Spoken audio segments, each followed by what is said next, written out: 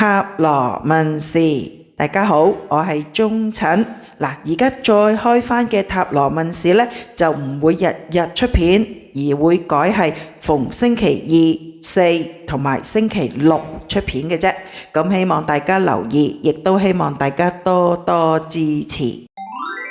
今日嘅塔羅問事呢，就係講阿七姑同阿五仔。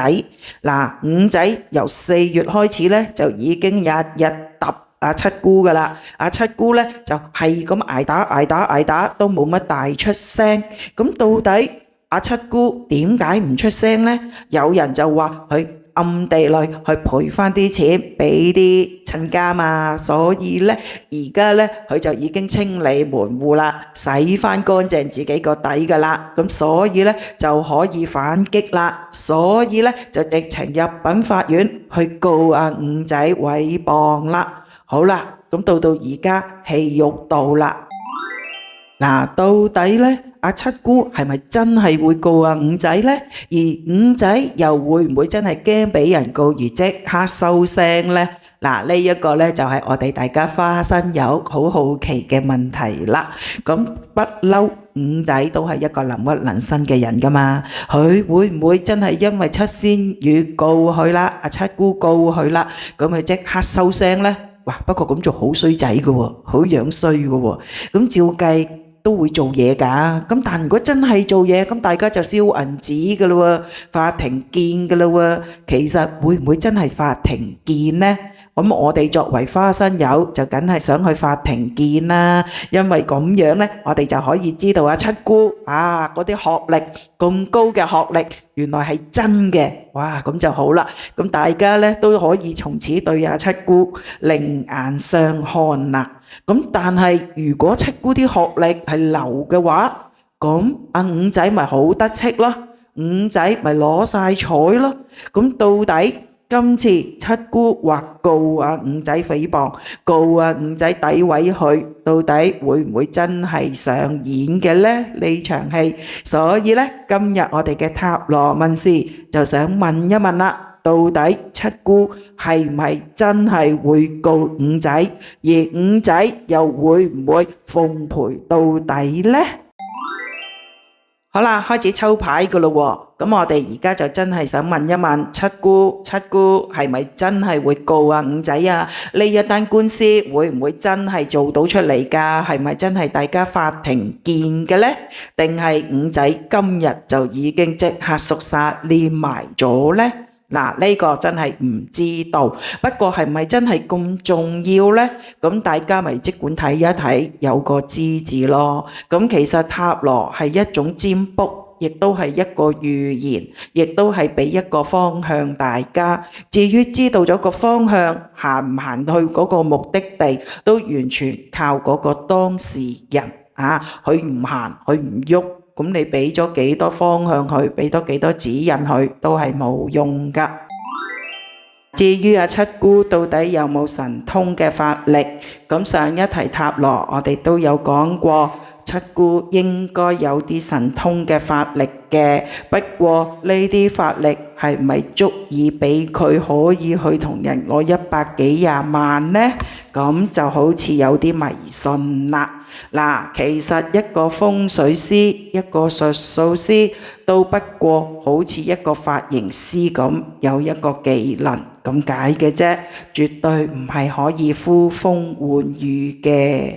好啦，咁我哋而家要睇翻個塔羅咯噃。嗱，到底呢一單官司會唔會真係嚟呢？嗱，似可能有個噃，亦都真係可能會踏浪而來。如果你問下五仔，五仔梗係擔心個錢啦。五仔會唔會奉陪呢單官司？有陣時人在江湖，佢都會奉陪。不過論財力就係佢嘅擔心啦。咁至於阿七姑呢？喂，其實七姑麻麻地嘅啫喎。阿七姑有好多嘢唔可以張揚個噃。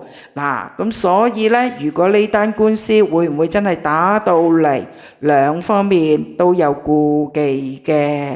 嗱，不過如果用塔羅去睇呢，阿七姑呢死衝都要衝個大頭鬼出嚟噶嘛，所以呢，七姑應該會話打落去嘅。咁而結果五仔又會點呢？果然佢會靜咗少少。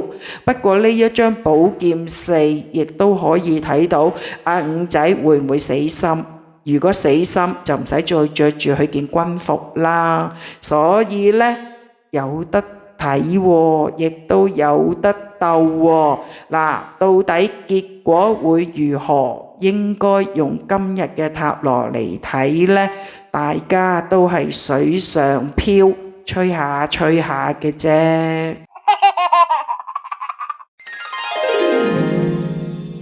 今日嘅塔羅開示嗰張關鍵牌呢，就係邊一張啊？一開始嗰張聖杯國王。點解啊？咁即是話呢，大家都好似好有實力，好多證據，但係呢，會唔會真係踏實去打呢？唔會。點解啊？因為七姑有好多嘢都唔可以張揚，而五仔呢，亦都要考慮佢自己嘅財力，咁所以呢，到最後應該呢，五仔就會略為收斂，唔會咁張揚。但係仲有冇呢個戰鬥力？有冇呢個鬥心？有冇呢個鬥志？有。不過呢，就會縮細咗個範圍，着重一啲要點去攻擊七姑。所以呢，七姑你話佢震唔震？咁呢，就要睇下呢一張權杖女王啦。咁亦都話俾大家知呢，就係七姑未必好驚五仔，不過呢，就會覺得五仔好鬼煩，好鬼滋擾，好似一隻烏蠅喺佢身邊氹氹轉，氹氹轉，氹氹轉，煩到佢癲，煩到佢好敏陣，就會嘅。咁至於五仔有冇可能真係針到七姑呢？咁亦都可以話俾大家知，有可能。因為呢，喺七姑嘅世界裏邊，五仔就係佢腳邊嘅貓，隨時可以咬佢一啖。你諗下啦，如果一個人嗰隻腳俾人咬跛咗，仲點可以喺江湖上立足呢？所以五仔其實表面好似靜咗，表面好似縮咗，但其實五仔佢係玩陰濕，玩陰招。正所謂呢，你在明，我在暗，永遠魔高一丈。所以呢，七姑都真係要好好諗諗點樣搞掂五仔呢一隻黑貓啦。